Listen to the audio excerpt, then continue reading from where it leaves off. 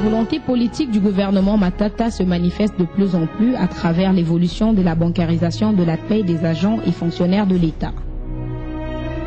Cette opération qui voyait ses premières réalisations avec les fonctionnaires, les enseignants, ensuite les officiers de l'armée et de la police, avance à la satisfaction de ses bénéficiaires.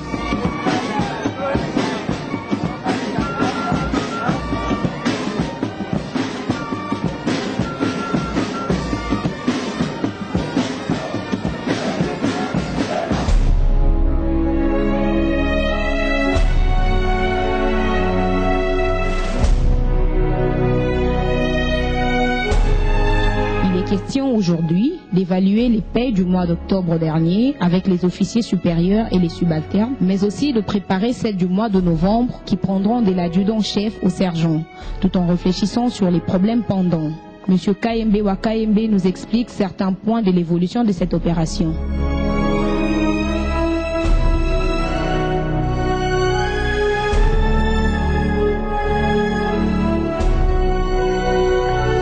Après la paye des enseignants qui a été démarrée au mois de juillet, nous avons donc procédé à la paye des officiers supérieurs et subalternes de l'armée et de la police au mois d'octobre. Et donc nous venons donc de faire une réunion d'évaluation de cette paye pour voir comment elle s'est passée, et donc je suis très heureux de vous dire que tout s'est bien passé. Et donc cette paie a eu lieu et globalement nous sommes satisfaits du déroulement de la paie, bien que au niveau de l'évaluation nous avons trouvé qu'il y a des cas qui sont encore pendants, donc des problèmes qui sont pendants et qui demandent à ce que des solutions urgentes soient trouvées.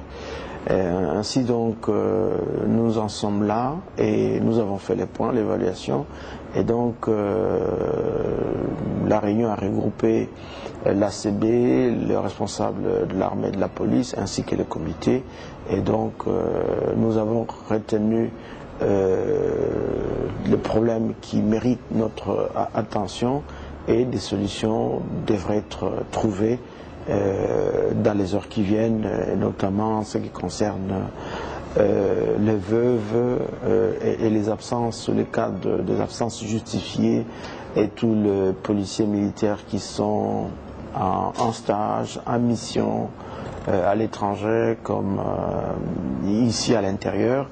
Et donc nous avons arrêté des solutions pratiques pour que également ces catégories de personnes soient aussi payées comme les autres. Et la prochaine étape, nous avons fait également le point sur la prochaine étape. Donc nous allons nous atteler maintenant à travailler pour que l'autre catégorie, pour l'armée, il s'agit de la catégorie d'adjudant-chef jusqu'au sergent, et aussi au niveau de la police, donc sous-commissaire principal jusqu'au brigadier, et donc ces catégories qui sont ciblées également puissent être bancarisées au mois de novembre. L'objectif, c'est que nous puissions, comme le gouvernement nous l'a bien souligné et recommandé, c'est que nous puissions, fin décembre, arriver à bancariser tous les agents et fonctionnaires de l'État. C'est un grand défi et nous pensons que nous pouvons y arriver dans la mesure du possible. Vous êtes satisfait du résultat, tel que vous le dites, donc vous avez pu obtenir le résultat escompté, mais dites-nous un peu à ce niveau-là, quelles sont les difficultés majeures que vous rencontrez et quels sont les mécanismes mis en place pour résoudre ces difficultés-là? Oui, lorsque l'on fait des réformes, la réforme, comme vous le savez, c'est en fait entraîne des changements dans les modes de gestion, dans les modes opératoires. Ici, donc, il faut quitter un système de paie manuel vers un système de paie par voie bancaire. La paie qui se faisait manuellement, c'est-à-dire passer par les comptables, maintenant il faut passer par les banques. Et donc nous avons eu quelques problèmes pour D'abord, il faut dire que l'opération a été bien préparée. Nous avons eu moins de problèmes que par le passé. Et ça, ouvertement, il faut dire que avec l'armée, par rapport à l'armée, nous avons eu, par rapport aux enseignants, avec l'armée, nous avons eu moins de problèmes. Parce que tout simplement, nous avons eu le temps de corriger tout ce qui n'avait pas marché, tous les problèmes que nous avons connus avec les enseignants. Donc nous avons capitalisé l'expérience que nous avons eue lors de la bancarisation des enseignants. Ainsi donc, alors que pour le cas des enseignants, nous avons mené toutes les étapes en une fois, c'est-à-dire l'identification, l'ouverture des comptes et la paye, mais avec l'armée, nous avons scindé les opérations. Nous avons d'abord commencé par la première étape, l'identification et l'ouverture des comptes. Et donc, cela s'est fait en amont, avant la paie proprement dite. Et la tâche a été facilitée parce que, d'abord, ça il faut le reconnaître, il y avait déjà un travail de recensement au niveau de l'armée. Et donc, il y avait un recensement biométrique qui était déjà réalisé au niveau de l'armée. Et donc, l'armée avait déjà un fichier bien établi. Et des données très fiables, une base de données qu'on pouvait exploiter avec beaucoup de facilité. Et donc c'est ce qui a fait que le transfert des données de l'armée vers la direction de la paie n'a pas posé de problème. Et donc, et même l'opération d'identification est allée très vite parce que pour la plupart des militaires disposaient déjà de leur carte biométrique. Et donc ça a facilité énormément les choses. Et donc cette étape-là a été bien menée, a été scindée des autres étapes. Donc après l'identification et l'ouverture des comptes, le 15, lorsqu'il fallait payer, et on a envoyé les effectifs à l'ACB. L'ACB a fait la répartition des effectifs au travers les banques qui ont été retenues pour la paie des enseignants. Je crois 7 ou 8 banques. Et donc les 8 banques se sont répartis les effectifs. Et donc ça a facilité également les choses parce que chaque banque a eu un effectif qu'elle pouvait gérer facilement. Donc il y a un effectif de l'armée en même temps de la police, donc des effectifs et de l'armée et de la police. Les banques se sont répartis les effectifs. Donc ce qui a fait que chaque banque avait un effectif à gérer qui était plus ou moins pas très élevé, et comme ce fut le cas avec les enseignants. Et donc maintenant la paie proprement dite également, là elle s'est passée sans problème parce que tirant les leçons du passé et profitant également, ce qui a un autre facteur à souligner, c'est qu'au niveau de l'armée, en tout cas nous avons constaté que l'armée est disciplinée. La discipline au niveau de l'armée, c'est un facteur également qui a joué parce que la mère des armées, dit-on, ce qui a fait que au travers des guichets qui étaient organisés, il y avait des banques qui ont payé au niveau de guichets de sièges en ville. Il y a aussi des banques qui ont organisé une paie de proximité, donc des guichets mobiles qui sont allés utiliser les locaux des états-majors. Dans les camps militaires, on a organisé des guichets et donc la discipline jouant, les officiers supérieurs et subalternes ont été payés et dans les bonnes conditions. Et ce dont nous apprécions énormément, et nous apprécions la collaboration que nous avons eue des autorités militaires et des autorités de la police, qui en fait cette collaboration qui a fait en sorte que les opérations des pays puissent se passer sans beaucoup de heurts, de difficultés. Et donc voilà, globalement, ça s'est bien passé, mais peut-être la tâche la plus difficile est à venir avec les hommes de troupes, bien sûr, comme les effectifs sont plus importants. C'est la raison pour laquelle, au cours de cette réunion, nous avons fait non seulement l'évaluation de la paye d'octobre, les officiers globalement, mais nous avons également essayé de voir comment préparer la paye pour la deuxième catégorie, c'est-à-dire pour l'armée. Nous avons commencé par l'adjudant-chef jusqu'au sergent. Et pour la police, je crois, le sous-commissaire principal jusqu'au brigadier. Donc, nous sommes également en train de préparer la paye pour le mois de novembre des autres unités qui seront bancarisées au mois de novembre. Et les banques sont déjà en possession des effectifs. Ils vont faire la répartition et d'ici là, les banques devraient procéder à l'identification. Parce que même pour ça, pour cette catégorie, l'identification doit intervenir bien avant, en amont. Elle ne devrait pas attendre la paye proprement dite. Et pour garantir, bien sûr, garantir le succès de l'opération.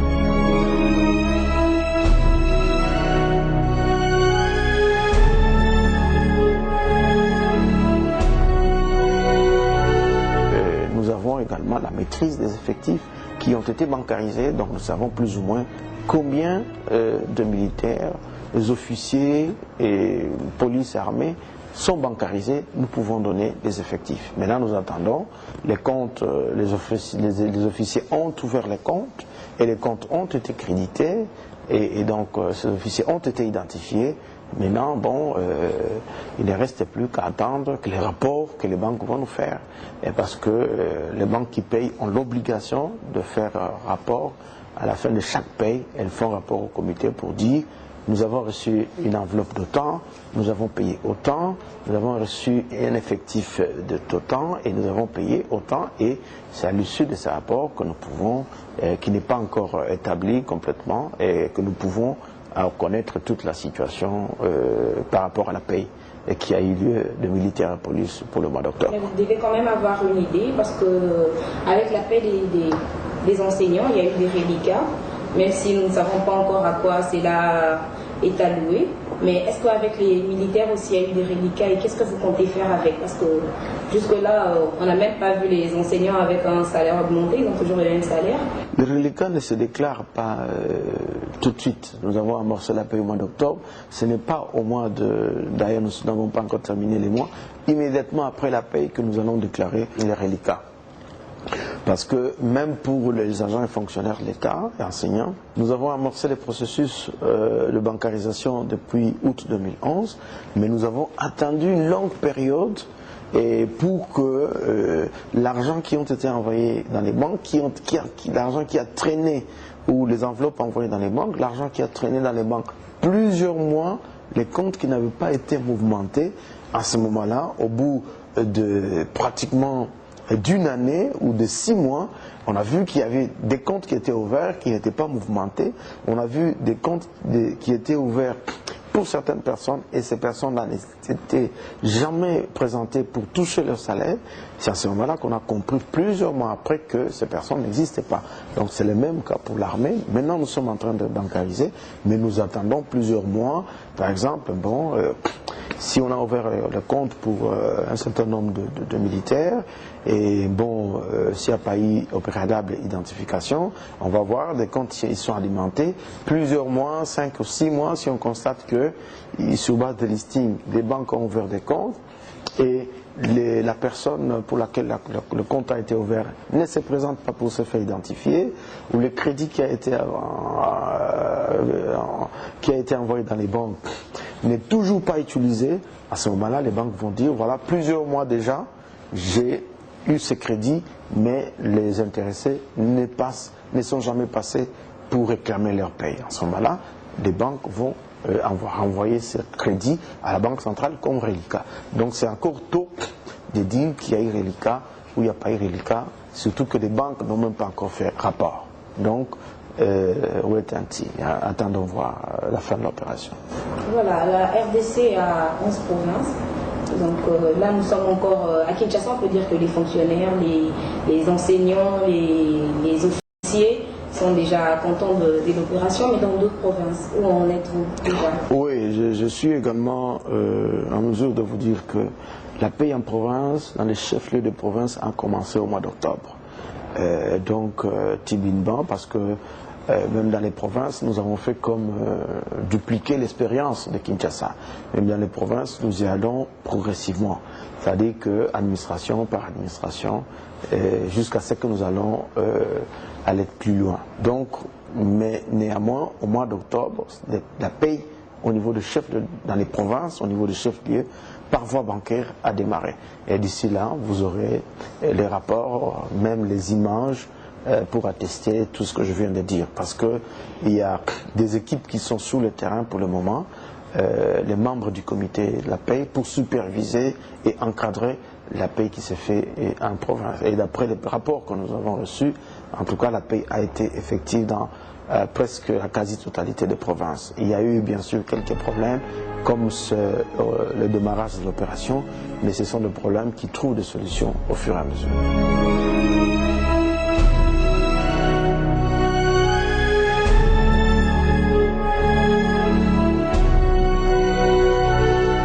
Quelque chose à inscrire à l'actif de cette opération bancarisation, parce que la bancarisation a également comme avantage, donc de la paie des agences fonctionnaires de l'État, va permettre à ce que les banques puissent s'étendre au travers les pays. Et donc maintenant, les banques sentent les besoins de se déployer dans au travers des provinces.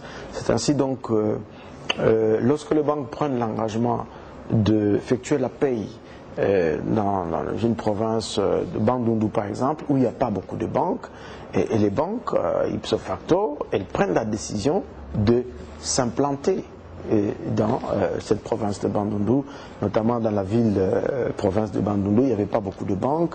À Kikwit, il y en avait, et également à Kenge, mais il y a dans d'autres villes, par exemple la province de Bandundu, où les banques sont maintenant obligées de s'implanter parce que elles devaient assurer la paie des agents et fonctionnaires de l'État. Donc, à la faveur de cette opération de bancarisation de la paie, les banques, le taux de bancarisation du pays va augmenter parce que la représentation des banques dans les pays, l'implantation de banques dans les pays va augmenter. Donc, cette opération va contraindre les banques à se déployer davantage au travers des pays, ce qui est une bonne chose, parce que les banques qui vont s'implanter auront une activité principale, c'est-à-dire ils vont assurer la paie, mais à côté de ça, ils vont faire des opérations d'intermédiation, des opérations classiques d'une banque. Et donc, ils vont collecter les dépôts, et ils vont distribuer les crédits. Et donc, ça, cette intermédiation peut avoir un impact sur l'activité économique au niveau de chaque province. Il ne faut pas oublier également que les banques sont obligées maintenant de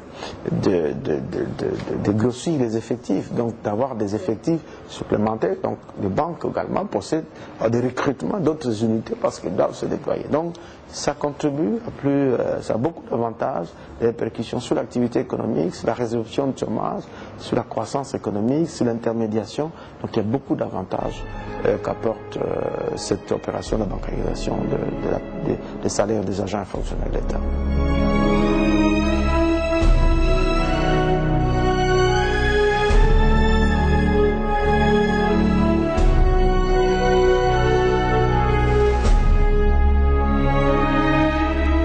Cette rencontre a réuni les différents responsables de l'armée et de la police, l'Association des banques congolaises et le comité de suivi de la paie des agents et fonctionnaires de l'État.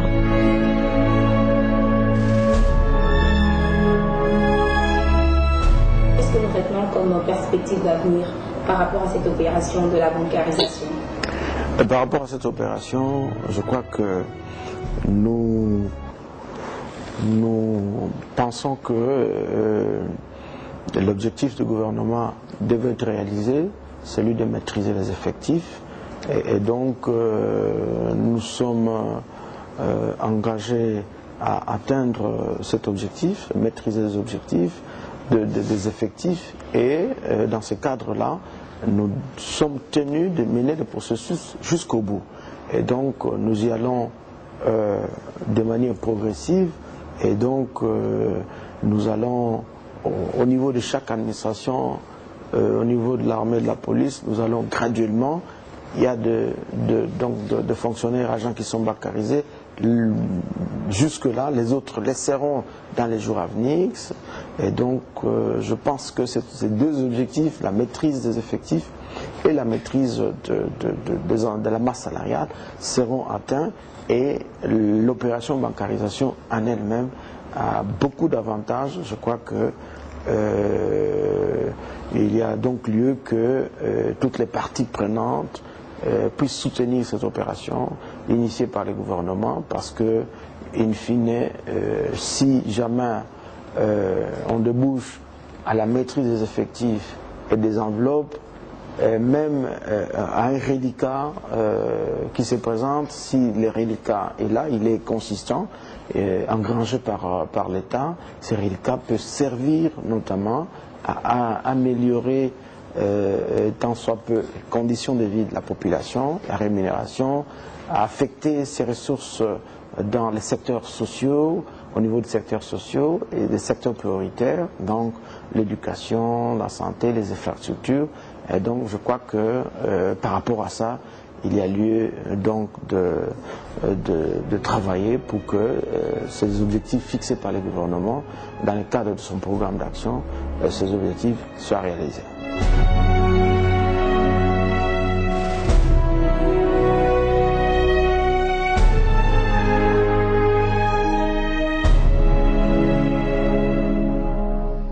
Il s'est globalement bien déroulé. Il y avait certains problèmes techniques qui ont été résolus à partir du travail qui a été effectué entre nos services techniques et la direction de la paie du ministère du Budget. Et certains problèmes requièrent la décision de l'autorité gouvernementale ou de la haute autorité. Et nous nous en référons à leurs décisions afin que tout le monde puisse rentrer dans ses droits. À ce niveau, que pouvons-nous attendre encore de l'armée par rapport à cette opération? Par rapport à cette opération, ce que nous pouvons attendre de l'armée, c'est la poursuite de l'assainissement des effectifs pour une gestion saine de ressources humaines.